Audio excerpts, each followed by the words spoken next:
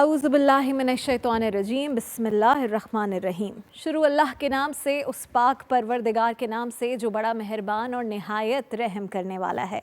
आप देख रहे हैं नाज़रीन किराम पाकिस्तान टेलीविज़न और मैं हूं आपकी मेज़बान राबिया अनम और आपके पसंदीदा शो के साथ एक बार फिर हाजिर हूं जिसका नाम है राह हिदायत। नाज़रीन किराम, दौरे जदीद में टेक्नोलॉजी हमारी ज़िंदगियों का एक इंतहाई इम्पॉर्टेंट जुज़ बन गई है। हम हाथ में मोबाइल होता है, टीवी है, इंटरनेट हमारे पास है, आईपैड्स हमारे पास हैं। लोग हमसे बहुत दूर हैं क्योंकि इन चीज़ों ने हमें यकीन दिला दिया है कि हम लोगों के पास हैं। यानी आपका बहुत पुराना दोस्त जो किसी और मुल्क में रहता है, आप उससे बरसों से नहीं मिले, लेकिन आपको ये मालूम है कि कल रात उसने खाना कौन से अच्छे रेस्टोरेंट में खाया, या उसने कौन सा नया अच्छा लिबास ख़रीदा, या वो कौन सी अच्छी चीज़ें अपनी ज़िंदगी का हिस्सा बना रहा है, कहाँ जा रहा है, किन एडवेंचर्स पर जा रहा है। ये वो सारी चीज़ें हैं जो आपको मालूम हैं। अच्छी ख़बरें भी मालूम होती हैं और अब तो ऐसा होने लगा है, हम देखते हैं रोज़ाना कि कोरोना में तो बहुत ज़्यादा हुआ। किसी को कोरोना हो गया, आपको सोशल मीडिया से मालूम होगा। किसी का कोई प्यारा गुज़र गया, आपको सोशल मीडिया से इल्म होगा। हम सोशल मीडिया के इतने करीब हो गए हैं कि हम अपनों से बहुत दूर हो गए हैं। हम क्या अपनी वालिदा से कभी पूछते हैं कि आज आपने पूरा दिन क्या किया, आपका पूरा दिन कैसे गुज़रा? हम काम पर चले गए, आप घर में थीं, आपने क्या किया, आपकी क्या मसरूफ़ियात रहीं? हम जो बात करनी भी होती है वो मैसेज के थ्रू करते हैं। दूसरे कमरों में भी बैठे होते हैं तो एक दूसरे से मैसेज के थ्रू बात कर रहे होते हैं। अनफॉर्चुनेटली ये हमारी ज़िंदगी का हिस्सा बन गया है। सोशल मीडिया के बहुत फ़वाइद हैं, बहुत सारी ऐसी चीज़ें हैं जो आपको सीखने को मिलती हैं इस दौर में, और ख़ास करके जो हमने पिछले कुछ माह देखे हैं, बल्कि 1 साल से अब ज़्यादा हो गया है, जो लॉकडाउन का अरसा रहा है। इस इंटरनेट ने बहुत सारे फ़वाइद दिए, लोगों बच्चों की तालीम इसके थ्रू होना शुरू हो गई, हम लोगों से इंटरकनेक्टेड रहे। लेकिन कहा गया है मयाना रवि इख्तियार करनी है। रसूलुल्लाह सल्लल्लाहु अलैहि वसल्लम ने भी इसकी ताकीद की है कि हर चीज़ में मयाना रवि इख्तियार करें। तो फिर ये एक चीज़ जो हमारी ज़िंदगियों का इतना हिस्सा बन गई है, अब ये हमारी सेहत को मुतासर करने लगी है। इस पर आज बात करेंगे ज़रूर अपने प्रोग्राम में, लेकिन चूँकि आप जानते हैं ये प्रोग्राम असल में है आपके लिए, प्रोग्राम आपकी वजह से चलता है क्योंकि आप भेजते हैं अपने ज़बरदस्त सवालात, बहुत सारे अहम मसाइल जिससे हमारी ज़िंदगियों में भी बेहतरी आती है और आपकी ज़िंदगियों में भी कुछ बेहतरी आती है। तो आज हम इसी तरह के सवालात अपने मेहमानों के सामने रखेंगे। हम हर शो में आपसे वादा करते हैं बड़े ख़ास मेहमान होंगे, ऐसे लोग जिन्होंने बड़ा वक्त लगाया है तालीम में, तरबियत में, पहले अपनी फिर दूसरों की मदद करने में, ताकि ज़िंदगी में किसी की ज़िंदगी में थोड़ी बेहतरी ला सकें, ख़ुद कुछ सवाब कमा सकें अगर किसी एक मसले का हल भी आप तक पहुंचाया जाए। लेकिन प्रोग्राम का बाकायदा आगाज़ और मेहमानों की तारुफ से पहले मैं आपको बता दूं कि आप हमें अपने सवालात भेज सकते हैं। जो एड्रेसेस हैं जहां जहां आप सवालात भेज सकते हैं वो आपकी टीवी स्क्रीन पर वक्तन फ़वक्तन आते रहेंगे। आप हमें व्हाट्सएप कर सकते हैं, व्हाट्सएप का नंबर हमारे सामने है, आप हमें मैसेज लिख कर भेजिए, और इसके साथ आप हमें ईमेल कर सकते हैं। हमारी ईमेल एड्रेस भी आपकी स्क्रीन पर इस वक्त मौजूद है। सोशल मीडिया प्लेटफॉर्म्स के एड्रेसेस भी मौजूद हैं। आप मेरे पर्सनल सोशल मीडिया पर भी जो मैसेजेस भेजते हैं हम उसे भी प्रोग्राम का हिस्सा बनाते हैं, लेकिन चूँकि मैसेजेस की और सवालों की तादाद इतनी ज़्यादा होती है, इसलिए माजरत, मैं हमेशा आपसे एडवांस माजरत कर लेती हूँ कि आपके तमाम मैसेज इस मुख्तसर शो का हिस्सा नहीं हो सकते। बढ़ते हैं अपने मेहमानों की तरफ। दो बड़ी ख़ास शख्सियात यहाँ पर आज हमारे साथ मौजूद हैं। मेहमानों का आपसे तारुफ़ करवाते हैं। सबसे पहले मारूफ़ आलिम दीन, हिकमत के शोबे से वाबस्ता हैं, मौलाना ज़हूरुल हसन दर्स के साहिबजादे हैं, उनके इल्मी जानशीन भी हैं। हमारे साथ मौजूद है मौलाना हकीम अकबर दर्स साहब। बहुत शुक्रिया मौलाना साहब, आप यहाँ पर आए और आपने हमें एजाज़ बख्शा कि आज आपसे गुफ्तगू। PTV का बहुत मशहूर हूँ कि उन्होंने इस राह हिदायत के प्रोग्राम में जो है मदऊ किया और ये मौका दिया कि जो टूटी फूटी हमारी मालूमात हैं वो नाज़रीन तक हम पहुँचा बहुत मुस्तफ़ीद होंगे इंशाल्लाह आज आपकी गुफ्तगू से। इसके साथ बड़ी ख़ास शख्सियत आज हमारे साथ मौजूद हैं, आप बड़े अरसे से उनको टीवी स्क्रीन पर देख रहे हैं, और आज मैं बहुत खुश हूँ कि हमारे पैनलिस्ट में, यानी कि हमारे साथ जो मेहमान मौजूद हैं, एक ख़ातून भी उसका हिस्सा बन रही हैं। हमारे साथ इम्तियाज़ जावेद खाकवी साहिबा मौजूद हैं। बहुत सारे प्रोग्राम्स में आपने इनको देखा है, बड़ी खूबसूरती से गुफ्तगू करती हैं, मारूफ़ स्कॉलर हैं, बड़ा दिलनशीन अंदाज़ बयान है इनका। बिलखुसूस خصوص تصوف اور روحانیت پر جب بات کرتی ہیں تو واقعی احساس ہوتا ہے کہ ہماری روح کو بھی سکون ملا ہے، اور ہم بھی کوشش کریں گے کہ آج آپ کے بھی جو بھی مسائل ہیں اس پر یہ خاص، اور جب خاتون یہاں پر آتی ہیں اور ہمارا شو خواتین بہت دیکھتی ہیں، سوال بھی خواتین کے بہت ہوتے ہیں، تو ایک خاتون کا جو ہے وہ کس طرح سے پوائنٹ آف ویو سامنے آتا ہے، بڑا دلچسپ ہوگا یہ دیکھنا۔ شروع کرتے ہیں آج کی گفتگو، لیکن سب سے پہلے مولانا صاحب اگر ہم اسی معاملات پر بات کریں جس سے ہم نے آغاز کیا کہ سوشل میڈیا کے بڑے فوائد ہیں ہماری زندگیوں میں اس وقت، لیکن جو زیادتی ہو گئی ہے، یعنی اتنا زیادہ ہو گیا ہے استعمال کہ اب ہماری صحت کے لیے بھی خطرہ بنتا جا رہا ہے، ہمارے ریلیشن شپس کے لیے خطرہ بنتا جا رہا ہے، ہم اپنوں سے دور ہو گئے ہیں، ان الیکٹرانک چیزوں سے بڑے قریب ہو گئے ہیں۔ دیکھیں، بسم اللہ الرحمن الرحیم، جو اس وقت فی زمانہ ٹیکنالوجی جس ترقی کی منازل کو طے کر رہی ہیں، وہ ہم اس کو اب ایک پرانے زمانے میں سوچ بھی نہیں سکتے تھے، لیکن آج ٹیکنالوجی نامعلوم، اور خصوصاً الیکٹرانک میڈیا اور یہ سوشل میڈیا، یہ بہت زیادہ جو ہے وہ پھیل چکا ہے، اور اس میں بنیادی طور پر اگر ہم دیکھیں تو لوگوں سے ہم جو ہے وہ دور ہوتے چلے جا رہے ہیں، اور میڈیا کے اور خصوصاً سوشل میڈیا کے جو ہے وہ بہت زیادہ قریب ہوتے چلے جا رہے ہیں۔ اور اس میں کیا ہوتا ہے کہ نمازیں بھی چلی جاتی ہیں، قرآن کریم کی تلاوت کا جو ہے وہ حرج ہو جاتا ہے۔ آپ جو ہے وہ ایک چیز دیکھ رہے ہیں تو جب تک اس کو مکمل نہیں کر لیں آپ اس کو جو ہے وہ بند نہیں کر سکتے۔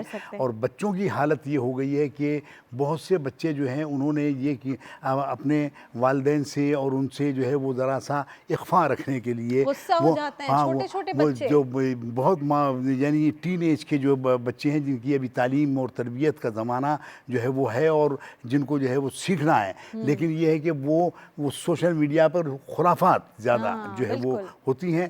تو وہ ایک بچے کے لیے میں نے دیکھا کہ صاحب وہ جو ہے موبائل جو ہے اس نے رکھا ہوا ہے کتاب کے ساتھ ساتھ، اور اس نے چھپا کر رکھا ہوا ہے۔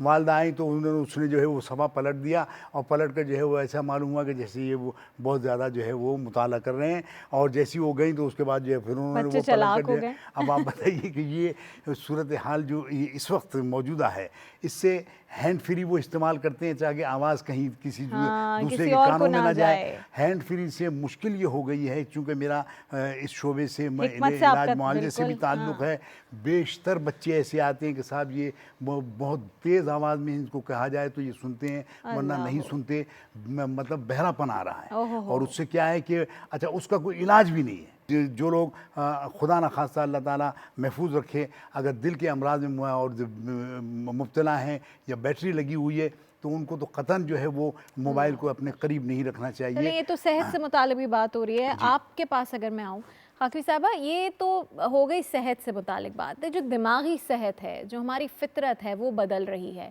اگر میں لفظ استعمال کروں نشے کا، یہ نشہ بنتا جا رہا ہے، صرف بچے نہیں اب تو بڑوں کے ساتھ بھی یہ ہو گیا ہے، یہ فارورڈڈ میسیجز ہوں یا موبائل کا استعمال ہو، اس پر ٹی وی کے ڈراماز دیکھنے ہیں یا جو بھی دیکھنا ہے، اتنا نشہ بن گیا ہے کہ اگر وہ چیز لے لی جائے تو یہ ایک غصہ آتا ہے لوگوں کو، کیفیت الگ ہو جاتی ہے۔ تو کیا کرنا چاہیے اس سے بچنے کے لیے؟ شکریہ رابعہ۔ بسم اللہ الرحمن الرحیم، اہدنا الصراط المستقیم۔ اللہ رب العزت ہمیں راہ ہدایت نصیب فرمائے۔ آپ نے جو بات کی اس میں رابعہ سب سے زیادہ بیسک ذمہ داری ایک مدر کی آتی ہے کہ اس ماں کو اپنے بچوں کو دیکھنا بھی ہے، انہیں سنبھالنا بھی ہے۔ آپ دیکھیں تو ہم روٹین میں بھی بہت ساری چیزوں پر حدود لگاتے ہیں کہ بیٹا یہاں سے آپ نے آگے نہیں جانا، آپ نے فلاں کے گھر تک جانا ہے، اس سے دور نہیں جانا۔ تو بہت ساری چیزوں میں ہمارے لیے حدود تھی، ہم کھیلتے تھے مغرب کی اذان سے پہلے گھر آ جانا ہے، تو ہر چیز پہ بھاگتے تھے گھر۔ جی ایگزیکٹلی۔ تو اب ہم نے کیوں اتنا ان کو بالکل فری ہینڈ دے دیا ہے کہ وہ جو مرضی کرتے رہیں۔ میں ایک سادہ سی بات کہوں گی کہ آپ دیکھیں، ایک تو بچوں کو اس طرح سے بٹھائیں کہ ان کی سکرین آپ کے سامنے رہے، آپ وقتاً فوقتاً ایک راؤنڈ لگائیں اور چیک کریں۔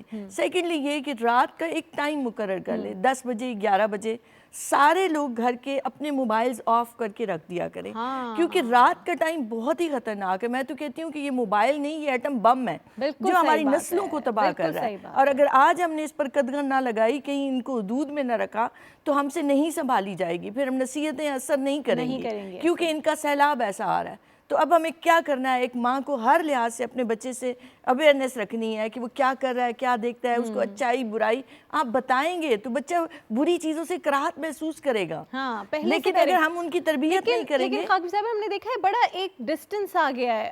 مائیں بات نہیں کرتی، کمیونیکیٹ نہیں کرتی بچوں سے کہ یہ صحیح اور یہ غلط ہے، ان کو اس میں بھی شرم محسوس ہوتی ہے. وجہ یہ ہے رابعہ کہ ہم ان کو کوالٹی ٹائم نہیں دے رہے، ہم ان سے دوستی نہیں کر رہے. ہم نے اگر ویسا ہی رویہ رکھا، اب ہم یہ سمجھ رہے ہیں کہ اس سے نقصان ہو رہا ہے. اگر آپ ہارش رہے ان کے ساتھ بچے دور ہوں گے. نہیں، پہلے مرحلے پر ان سے دوستی کریں، ان سے جانیں، ان کے بارے میں، ان کی سوچ کے بارے میں، فکر کے بارے میں. دوستی ہوگی تو وہ آپ سے شیئر کریں گے، اپنے دوستوں کے بارے میں بتائیں گے. پھر اچھی بری کی آپ ایسی مٹھاس میں ان کو بتائیں کہ بتدریج وہ بری باتوں سے خود بخود بچیں گے. دوستی کر لیں اور اچھے برے کا بچوں سے بات کریں، پردہ نہ رکھیں، بیچ میں ڈسٹنس نہ رکھیں، تاکہ آپ بھی ہر بات کر سکیں اور پھر بچوں نے بھی جو آپ سے بات کرنی ہے وہ آپ سے آ کر کر سکیں. اور رات کے ٹائم ضرور موبائل فونز واپس لے لیے جائیں بھائی، رات کے وقت فون واپس لے لیے جائیں. بڑی اچھی ٹپ ملی اور اتنے آسان الفاظ اور کلیئر الفاظ میں آپ کو ٹپ دے دی ہے.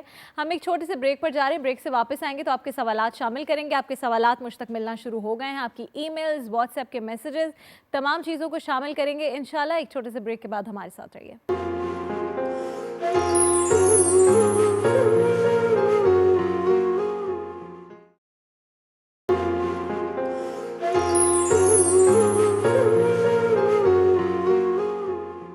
پروگرام راہ ہدایت میں ایک بار پھر خوش آمدید. اب آپ کے سوالات کو شامل کرنے کا سلسلہ شروع کرتے ہیں. لیکن یہ سوال جب میرے پاس آیا تو میرا دل بہت دکھا، کیونکہ ایک ایسا معاملہ ہے جو ہمارے سراؤنڈنگ میں، ہمارے معاشرے میں ہر طرف ہو رہا ہے. لیکن اس کا مسئلے کا حل کیا ہے اور کس طرح اویئرنیس دی جائے، یہ ایک بہت بڑا معاملہ ہے.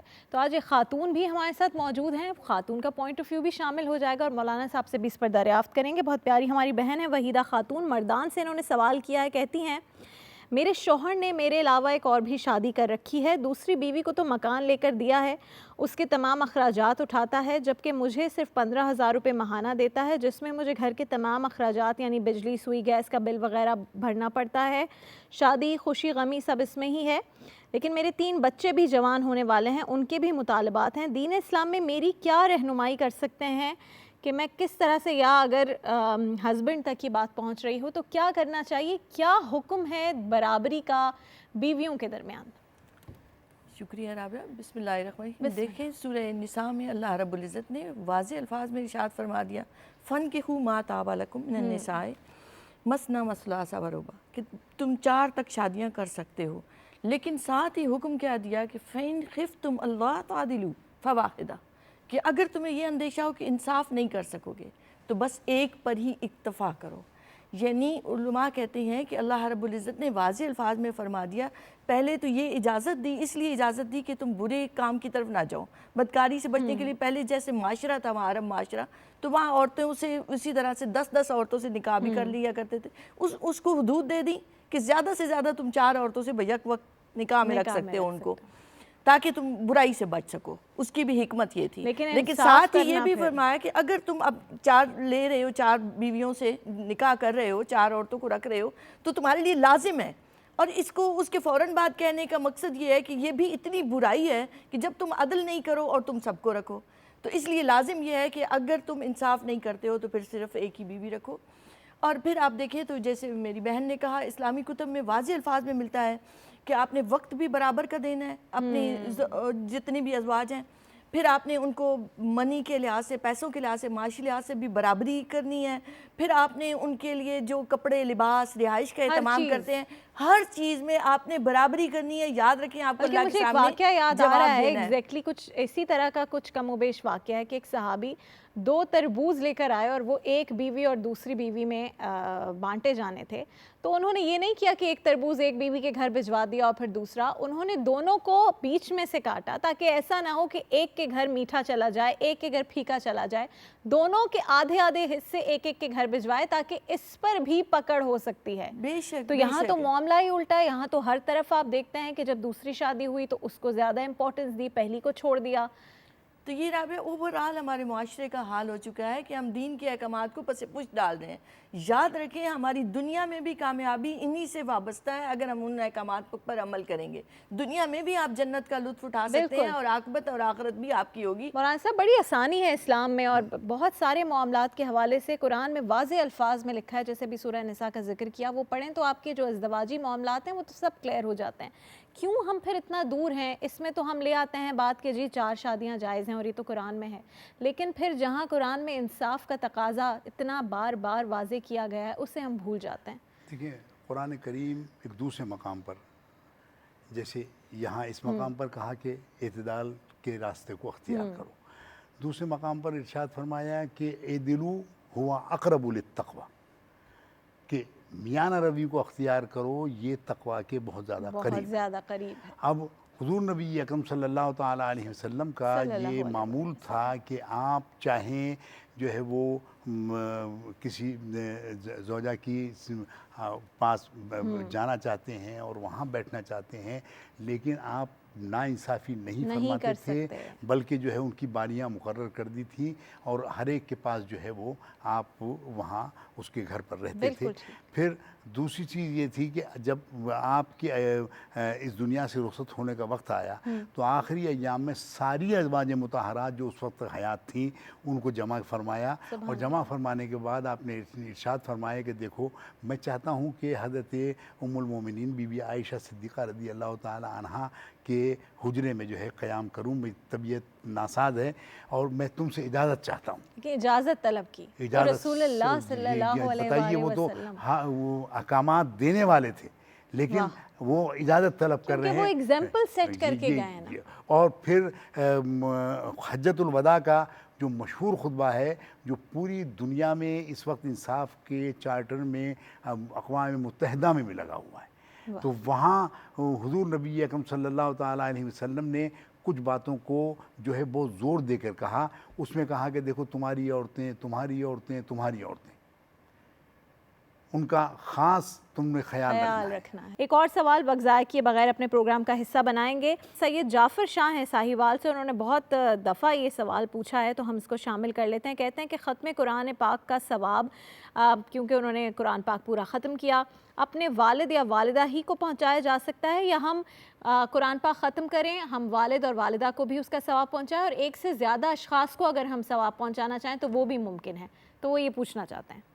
رابعہ دیکھیں جیسے علم ہے آپ بانٹتے چلے جائیں اس میں کوئی کمی نہیں آتی، ایک دیے سے سینکڑوں دیے جلاتے جائیں اس کی اپنی روشنی کم نہیں ہوتی، تو بعین ہی ثواب کم نہیں ہوتا، آپ جتنا اس کو بانٹتے ہیں سب کو شامل کرتے ہیں، اور ایصال ثواب کا طریقہ ہی یہ ہے کہ آپ سب سے پہلے اللہ کی بارگاہ میں آپ نے قبولیت کی دعا کی کہ جو میں نے پڑھا ہے اللہ اسے قبول فرمائے، پھر حسب مراتب نبی کریم علیہ السلام کو، انبیاء کو، رسل کو، اولیاء اعظام کو، اس کے بعد آپ نے جن کو بخشنا ہے، خصوصی طور پر آپ والدین کو بھیجنا چاہتے ہیں، نام لیں ان کا، ان کو ایصال ثواب کریں، اس کے بعد تمام مومنین مومنات، تمام مسلمین مسلمات کو شامل کریں، کوئی کمی نہیں آئے گی کسی کے حصے میں بھی، اللہ رب العزت سب کی مغفرت فرمائے، یہ دعا ہے آپ سب کو دیجئے، سب کو شامل کیجئے، اور ہم چلے جائیں گے، کوئی ہمیں بھی اپنی دعاؤں میں شامل رکھے۔ ایک اور سوال آیا ہے جو کہ بڑا امپورٹنٹ ہے، عارفہ عبدالرؤوف اسلام آباد سے ہیں، انہوں نے پوچھا ہے کہ ایک لڑکی کا نکاح کر دیا گیا ہے، مولانا صاحب پہلے آپ کے پاس آئیں گے، وہ پوچھتے ہیں کہ ایک لڑکی کا نکاح کر دیا گیا تھا، ابھی رخصتی نہیں ہوئی تھی کہ لڑکے کا انتقال ہو گیا، ایسی صورت میں لڑکی کو کیا عدت کرنا ہوگی؟ اگر رخصتی نہیں ہوئی ہے تو پھر عدت کا جو ہے وہ کوئی وہ نہیں ہے، ہاں رخصتی ہو گئی ہے تو پھر عدت کا جو ہے وہ سوال ہے۔ دیکھیں نکاح ہو جاتا ہے تو بعض اوقات لڑکے لڑکیاں مل رہے ہوتے ہیں، تو اگر کوئی ایسا ہے کہ خلوت ان کو ملی تھی، خلوت صحیحہ ہو چکی ہے، تو پھر اس بچے کو عدت کرنا اس سے کوئی رخصتی کا تعلق نہیں ہے۔ ایک اور سوال ہے، عبدالسلام ہیں جنہوں نے سوال کیا ہے، سندھ سے ان کا تعلق ہے، سجاول سے، انہوں نے کہا کہ میری 4 جوان بیٹیاں ہیں، بدقسمتی سے ان کے رشتے نہیں آتے، مجھے یہ سمجھ نہیں آتا کہ لوگ کچھ ٹوٹ کے بتاتے ہیں یہ پڑھ لیں اس طرح کر لیں، میں چاہتا ہوں کہ کتاب و سنت کی روشنی میں مجھے اس کا کوئی حل بتائیں کہ کیا کرنا چاہیے اگر رشتے نہیں آ رہے۔ اس میں یہ ہے کہ دیکھیں سورہ مریم یہ بہت ہی اہمیت رکھتی ہے رشتوں کے لیے، ٹھیک ہے، وہ اگر 3 دن 5 دن 7 دن 11 دن تک اس کو جو ہے یہ عمل کیا جا سکتا ہے کہ روزانہ ایک وقت مقرر کر لیں اور اس میں جو ہے وہ سورہ مریم کی تلاوت کرے کوئی بھی، اور وہ ان کے کان میں پھونک دیں بچیوں کے.